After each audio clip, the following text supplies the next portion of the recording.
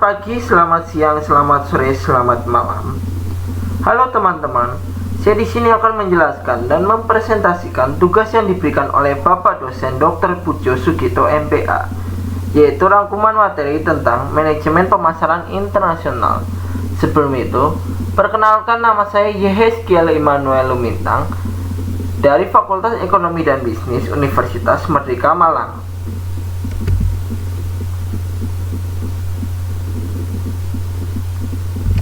Di sini ada beberapa pembahasan materi yang akan saya sampaikan. Yang pertama, pemasaran internasional.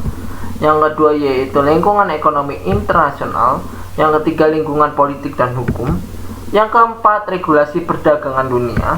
Yang terakhir yaitu strategi pemasaran internasional. Pemasaran internasional adalah kegiatan bisnis yang dirancang untuk merencanakan, memberi harga, mempromosikan, dan mengarahkan arus barang dan jasa perusahaan kepada konsumen atau pengguna yang dipasarkan lebih dari satu negara untuk mendapatkan keuntungan. Di sini ada versi singkatnya, yaitu proses manajemen yang melibatkan pengambilan keputusan dari satu bauran pemasaran atau lebih, melibatkan batas negara. Di sini ada unsur-unsur yang harus diperhatikan dalam pemasaran. Yang pertama, nilai pelanggan. Nilai pelanggan adalah perbandingan antara manfaat yang didapat dari sebuah produk dengan pengorbanan yang harus dikeluarkan untuk memperoleh manfaat. Dengan kata lain, ini merupakan bentuk penilaian konsumen tentang kapasitas sebuah produk dalam memuaskan kebutuhan merek. Yang kedua, kepuasan pelanggan. Kepuasan pelanggan itu yaitu lebih mengarah pada perasaan senang atau kecewa dari seseorang yang muncul setelah membandingkan produk maupun jasa dari apa yang mereka pikirkan dengan apa yang mereka harapkan. Di sini ada beberapa faktor yang mempengaruhi kepuasan pelanggan. Yang pertama, produk yang dihasilkan. Jika produk yang dihasilkan memiliki karakteristik yang baik, otomatis pelanggan akan merasakan senang dan akan membeli produk tersebut. Namun jika produk yang dihasilkan itu memiliki karakteristik yang buruk, otomatis kepuasan pelanggan akan merasakan kecewa. Yang kedua, pelayanan. Jika pelayanan yang diberikan kepada pelanggan itu memiliki kinerja yang baik, otomatis kepuasan pelanggan akan senang dan meningkat. Namun jika pelayanan yang diberikan kepada pelanggan itu memiliki kinerja yang buruk, otomatis kepuasan pelanggan akan menurun dan pelanggan akan merasakan kecewa. Yang ketiga, iklan yang menarik. Iklan yang menarik adalah yang mampu menarik pelanggan untuk membeli produk tersebut. Jika tidak bisa menarik pelanggan untuk membeli produk tersebut, otomatis iklan akan tidak menarik dan membuat kepuasan pelanggan menurun. Yang ketiga, kualitas adalah karakteristik produk yang akan dipasarkan memiliki kemampuan untuk memenuhi kebutuhan pelanggan. Yang ketiga, tingkatan pemasaran. Tingkatan pemasaran ada tiga, yaitu domestik, internasional, dan global. Domestik adalah seluruh kegiatan perdagangan yang berlangsung di suatu negara di luar ekspor-impor ekonomi, yaitu jual beli produk antar wilayah dalam batas ruang lingkup negara. Selanjutnya, internasional. Internasional adalah kinerja kegiatan bisnis yang dirancang untuk merencanakan, menetapkan harga, mempromosikan, dan mengarahkan aliran barang dan jasa perusahaan kepada konsumen atau pengguna di lebih satu negara untuk mendapatkan keuntungan. Yang terakhir yaitu global. Global adalah kegiatan ekonomi yaitu jual beli produk dalam global market yang dilakukan dalam ruang lingkup dunia. Seperti contoh, Samsung yang memasarkan produk elektronik seperti mesin cuci, televisi, dan lainnya sebagainya ke banyak negara. Bab kedua, lingkungan ekonomi internasional. Lingkungan ekonomi adalah sifat dan arah ekonomi di mana perusahaan beroperasi. Konteksnya tidak hanya lokal atau nasional, tetapi juga regional dan global. Lingkungan ekonomi mempengaruhi bisnis, baik secara langsung maupun tidak langsung. Beberapa faktor ekonomi memiliki dampak langsung pada biaya pendanaan, biaya produksi, dan penjualan. Sementara yang lain mempengaruhi secara tidak langsung, terutama melalui pengaruhnya terhadap konsumen, yang kemudian berdampak pada penjualan perusahaan. Di sini lingkungan ekonomi memiliki dua sudut pandang, yaitu ekonomi makro dan ekonomi mikro. Ekonomi makro adalah kebutuhan dan keinginan masyarakat serta kebijakan ekonomi suatu negara untuk membentuk cakupan pasar dan pandangan ekonomi. Sedangkan untuk ekonomi mikro sendiri yaitu lebih fokus pada kemampuan sebuah perusahaan untuk bersaing dalam pasar tertentu. Analisis lingkungan industri. Analisis lingkungan industri adalah bertujuan untuk mencari gambaran tentang peluang dan ancaman bisnis yang diakibatkan oleh strategi dan perilaku bisnis dalam persaingan industri atau pesaing industri. Di sini ada 5 poin utama dalam analisis lingkungan industri yang harus diperhatikan. Yang pertama, tingkat rivalitas di antara pesaing. Yang kedua, ancaman pendatang baru. Yang ketiga, ancaman produk substitusi. Yang keempat, kekuatan tawar-menawar pemasok. Dan yang terakhir adalah kekuatan tawar-menawar pembeli. Pengertian dan ciri-ciri globalisasi. Yang pertama, pengertian globalisasi. Globalisasi adalah hubungan sosial yang mendunia yang kemudian terhubung satu sama lain, sehingga antara kejadian dari tempat yang berbeda bisa berdampak juga bagi tempat yang lain. Ciri-cirinya yaitu, yang pertama, perubahan dalam konsep ruang dan waktu. Yang kedua, meningkatnya masalah bersama, misalnya pada bidang lingkungan hidup, krisis multinasional, inflasi regional, dan lain-lain. Yang ketiga, saling ketergantungan dalam bidang ekonomi dan perdagangan. Yang terakhir yaitu adanya peningkatan interaksi kultural. Selanjutnya, bab ketiga, lingkungan politik dan hukum. Lingkungan politik adalah lingkungan yang memuat peristiwa yang beraneka ragam seperti masalah sipil atau konflik, aksi terus menentang bisnis, konflik antara negara di kawasan tertentu. Sistem politik atau sistem pemerintahan di sebuah negara sangat mempengaruhi penduduknya dalam mengelola dan menjalankan bisnis.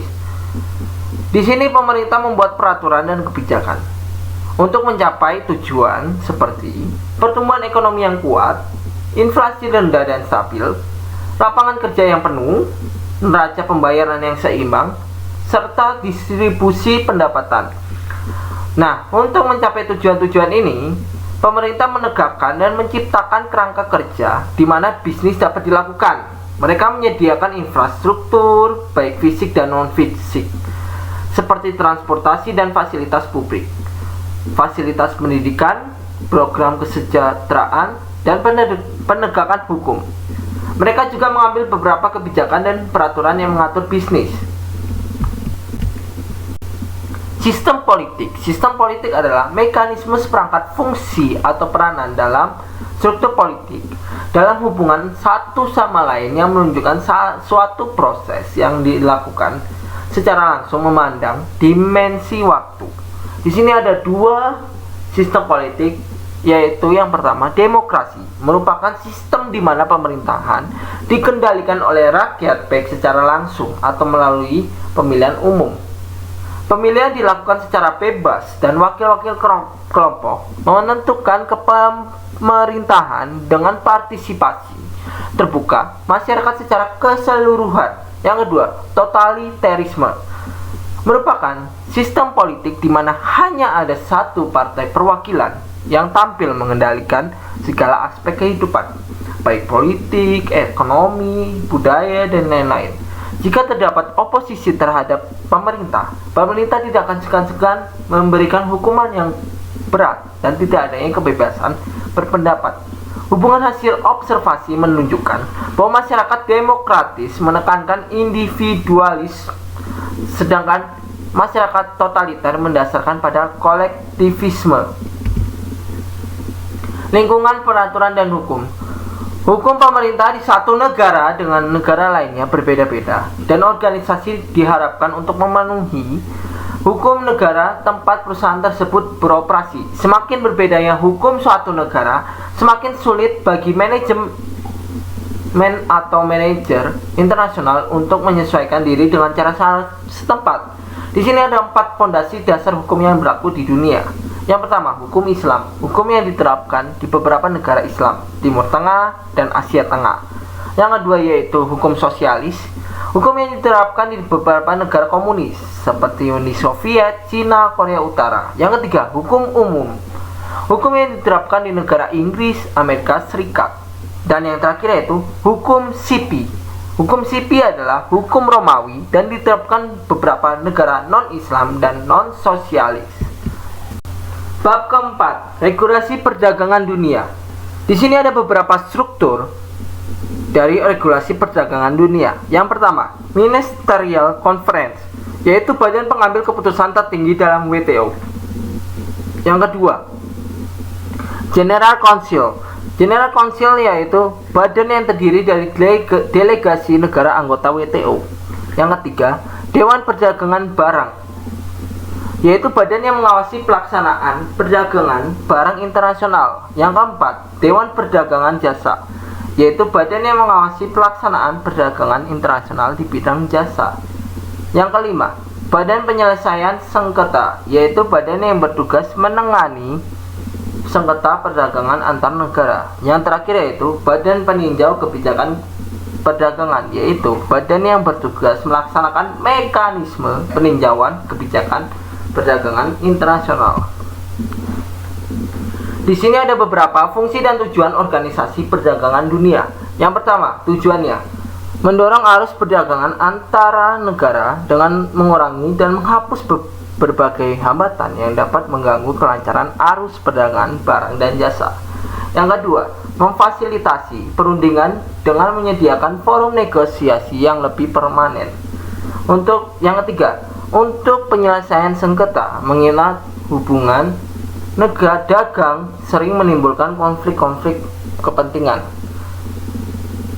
Selanjutnya, fungsi. Yang pertama, memfasilitasi implementasi, administrasi, dan pelaksanaan dari persetujuan WTO. Yang kedua, memberikan suatu forum tetap guna melakukan perundingan di antara anggota, baik masalah yang telah tercakup dalam persetujuan WTO maupun yang belum tercakup. Yang ketiga, menyelesaikan sengketa yang terjadi dalam WTO. Yang keempat, mengawasi kebijakan perdagangan. Yang terakhir, kerjasama dengan organisasi lain. Di sini ada beberapa prinsip dan proses penyelesaian sengketa.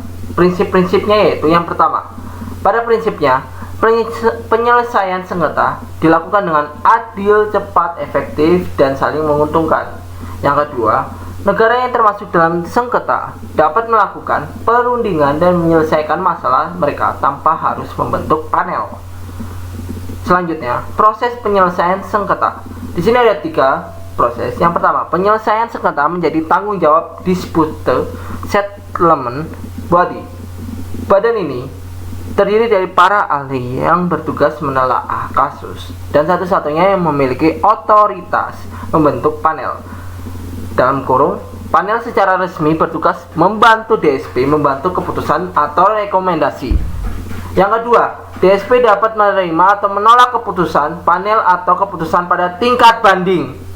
Yang ketiga, DSP juga memonitor pelaksanaan keputusan dan mereka merekomendasikan serta memiliki kekuasaan untuk mengesahkan retaliasi jika suatu negara tidak mematuhi keputusan. Bab kelima, strategi pemasaran internasional. Kegiatan memasarkan barang atau produk keluar suatu negara dengan target pasar-pasar di luar negara tersebut merupakan pengertian dari manajemen pemasaran internasional. Dalam manajemen pemasaran internasional pastinya harus membutuhkan strategi. Nah, di pemasaran internasional sendiri banyak hal yang harus diperhatikan dan memerlukan konsep bisnis yang matang dan strategi. Di sini ada 3 proses perluasan. Yang pertama, International Marketing Evaluation. Yang kedua, Mode of Entry. Yang ketiga, Overall Strategy. International Marketing Evaluation Yang pertama, pasar yang sedang berkembang menimbulkan masalah khusus seperti infrastruktur pemasar yang tidak memadai, tingkat pendapatan distribusi, info. Yang kedua, variabel segmentasi.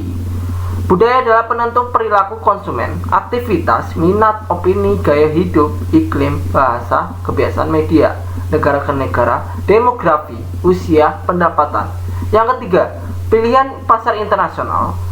Dari yang terpendek, ukuran pasar, pertumbuhan, aktivitas, kompetitif, stabilitas, politik, pelaturan tentang bisnis, variasi budaya seperti kebiasaan konsumsi, tarif, dan preferensi. Di sini ada dua pendekatan. Yang pertama, pendekatan shift share, membandingkan data impor antar negara. Yang kedua yaitu model trade off, yaitu menyumbang potensi permintaan, penghalang untuk masuk dan orientasi strategi perusahaan. Yang terakhir yaitu penilaian peluang pesanan yang tidak diminta, persyaratan pemerintah, salah penempatan atau penempatan harga produk oleh importir. Mode of entry. Di sini ada dua, yaitu karakteristik pasar, potensi penjualan, kepentingan strategi, pembedaan budaya, batasan negara.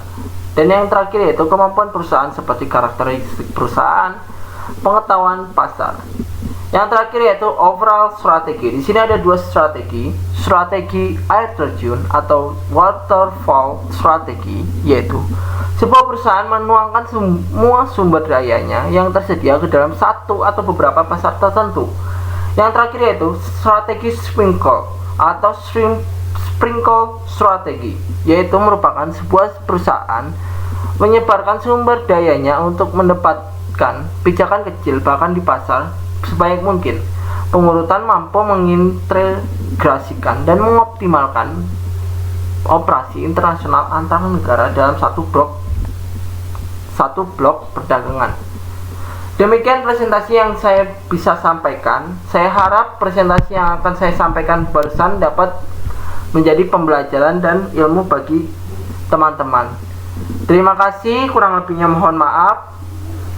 Sampai jumpa.